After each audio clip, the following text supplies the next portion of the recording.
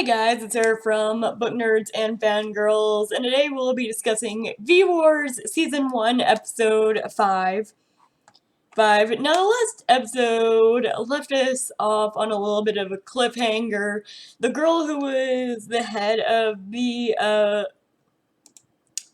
DNS, ended up dying in last episode, so I'm wondering what happened with that. Also, Michael ended up being the leader of this new vampire clan called the Bloods, so I'm excited to see where that's taking.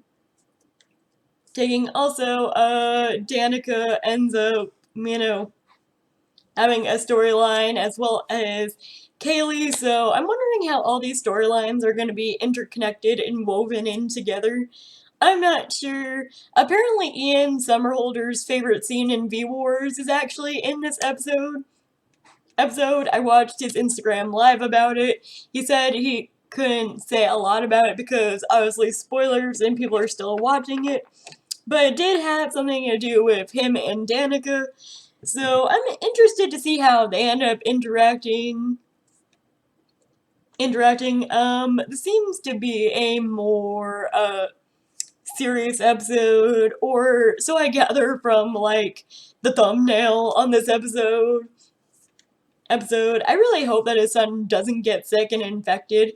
I feel like this is gonna be the way this is gonna go, or to give him that push of him creating a cure for this, because that's how the woman got the Washington to back up off their project. But I don't know, will he find the cure for vampirism?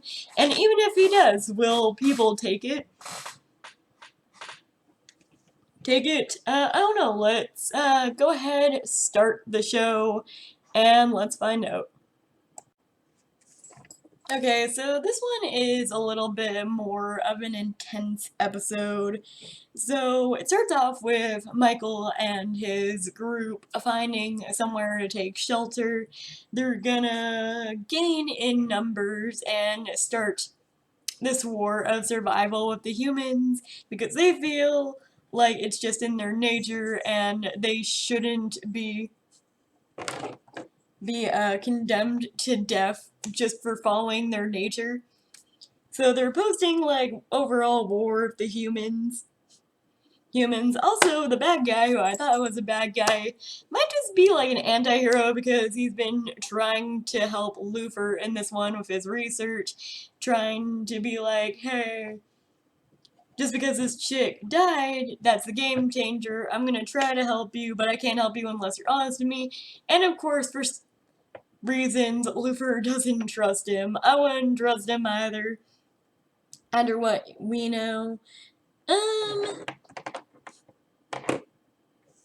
Another thing is Danika. Like, Danika has, like, a huge part in this one, along with, Lufer, so I wanna pass on Danika and Lufer's stuff for right now. We have this vampire in the fold that kills other vampires because she doesn't want to drink human blood. She's been surviving off blood bags because she wants to fight against her nature. I have no idea who this new vampire is, so we're just gonna hope they character develop her a little bit more. And yeah, it's an interesting show so far. I don't know where it's gonna go. So now I want to talk about, like, this new general guy and the ending. The ending got me so bad because I was all like, oh, why does this have to happen? So what ends up happening is that this new general ends up taking over the place of the one girl who had just passed away. He's taking more of a military-based approach to finding these vampires and killing them all because they're a threat to society, and he wants a threat taken care of. He doesn't want peace between the vampires and the humans. He really just wants to nip the problem in the bud before it becomes a real actual problem, which it does end up becoming a problem, and we'll discuss that a little bit later in this section. But they figure out that there is more than one type of vampire. There's ones that act on their nature and feed. We know there's like 3 different ones. There's ones that act on their overall nature and feed off humans, and they're very carnivorous, and they'll kill whatever and whoever they want to kill without any regret or regard to human life.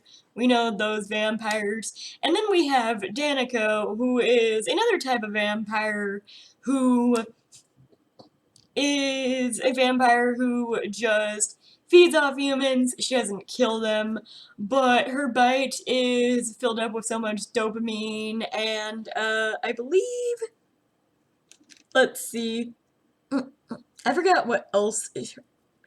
It's kind of like a drug. Her bite is filled with like narcotics, or what feels like them to other people. So it just makes them sire to her, kind of like her own personal little puppets to do with what she pleases, because they're like drug addicts now. They have to have that high, and she's the only one that can give them that high. Which, I feel like for a baby vampire, she's kind of badass. Just saying. Saying she knows what she does and she doesn't kill people, and she has a lot of self-control, actually, which is weird. I mean, I get that she's a different type of vampire. They call her the apex predator, if you per se, so we know that she's deadly.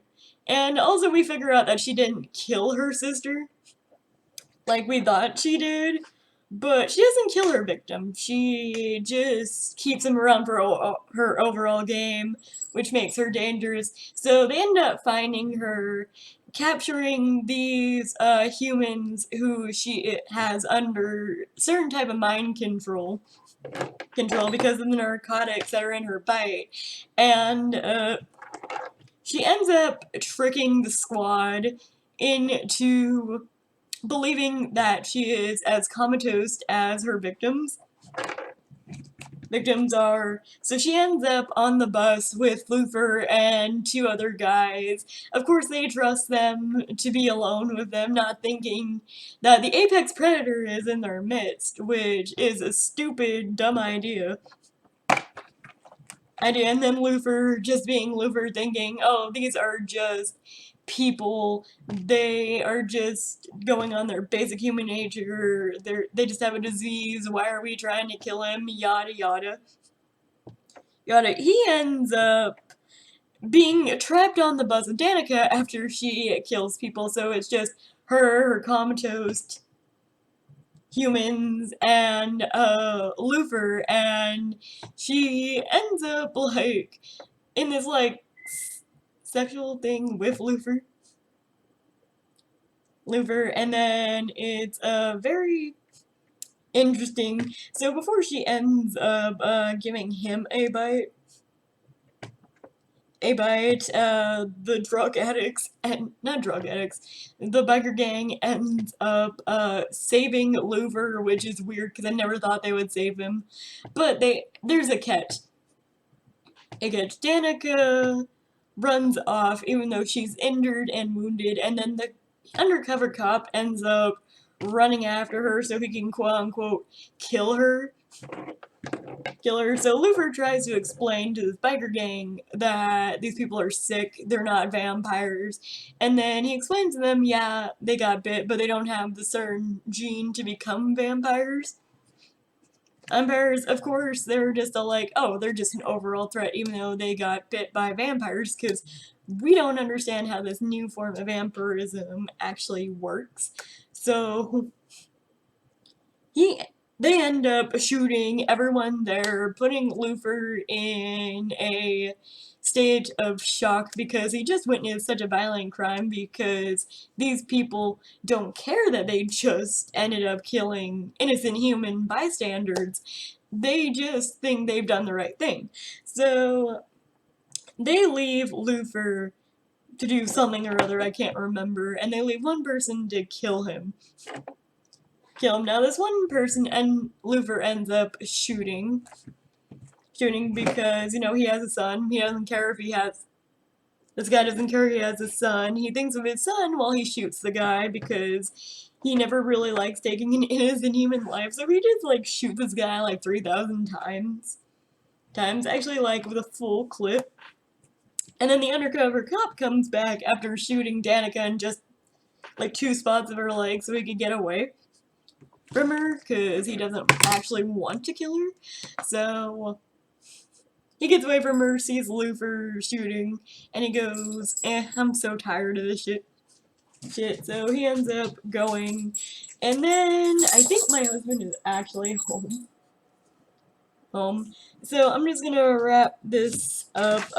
Danika ends up going to where Luther is in. Hey babe. This recording, I'll be done in a second. So she ends up going to Michael's lair where all the other vampires are, and of course, you know, they know each other, and then this one chick's jealous. So I don't know where that storyline's gonna go, but my main concern was the ending. So Luther's son, Dez, I believe his name is, yeah. Luther's son, Dez, ends up having a lot of stomach pain and stuff. They find out that there is a gene in common with everyone that gives them the vampirism gene, but they want to keep it under wraps right now because they don't know who to trust, obviously. So he ends up going back to his son after his assistant calls him, and it seems like his son is showing symptoms of vampirism and that he's gonna be a vampire, and I really hope his son ends up being okay and they end up finding a cure, but we won't know until episode 6 or 7, probably. So that's it for this episode, guys. I hope you enjoyed it, and comment, like, and subscribe if you're not already, and I'll see you in my next video. Bye!